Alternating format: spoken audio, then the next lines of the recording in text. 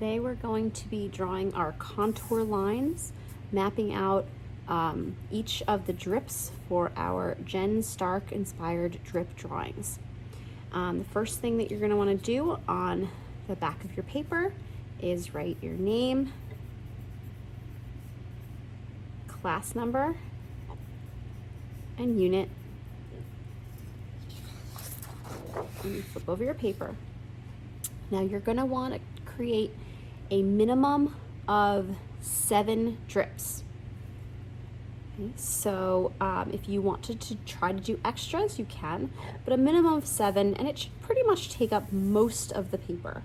Okay, so the way I like to start is just imagine there's some drips coming down, coming back up, maybe going down a little bit further,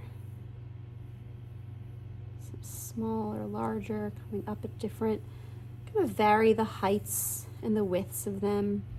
You don't want it to make it a pattern. You want it to look a little bit random. Okay. So that's my first shape, my first color. The next contour line that I'm going to do is going to somewhat mimic this, but I don't want it to be equal distance and look too perfect. That's probably not going to work anyway. So sometimes it might follow it, sometimes it might drip lower, sometimes it might break and create a new drip. So you can kind of play around with how it's going to look.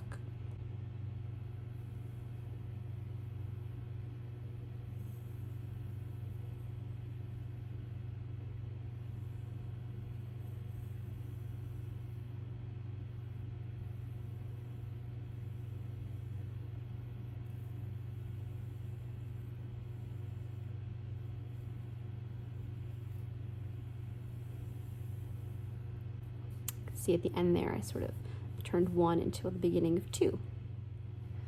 Now I'm going to keep going. So now I have 2. Now I'm looking at my third one.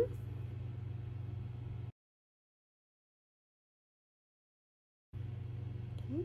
And continue it in a similar kind of way.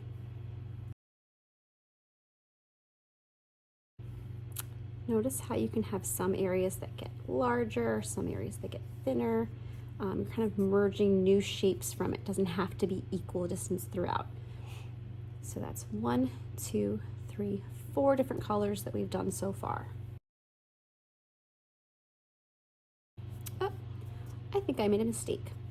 You want to draw lightly as you do this because mistakes will be made. So make sure that you draw light enough that you can erase.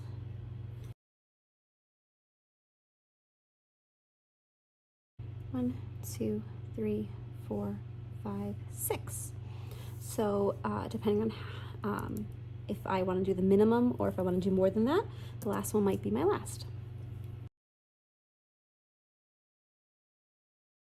So again, if you at this point are looking at this and you're trying to decide, am I done, am I not? Maybe when you look back and you're like, you know what, I don't like this one.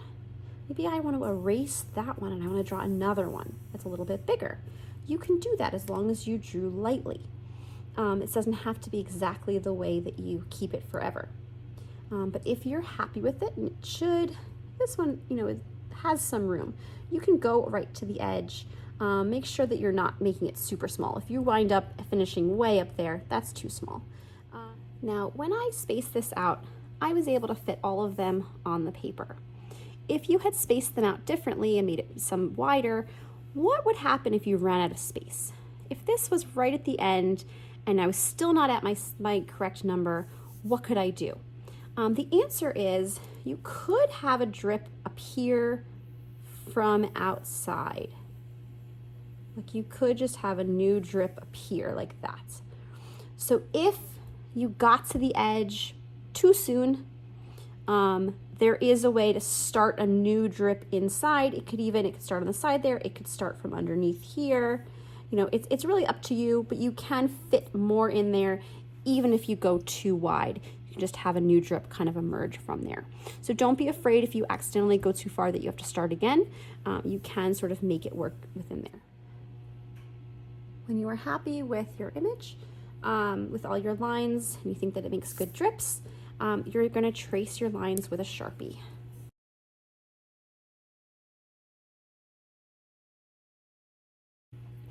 And then as you work, sometimes when you trace you don't get exactly on there, just erase any pencil that still shows.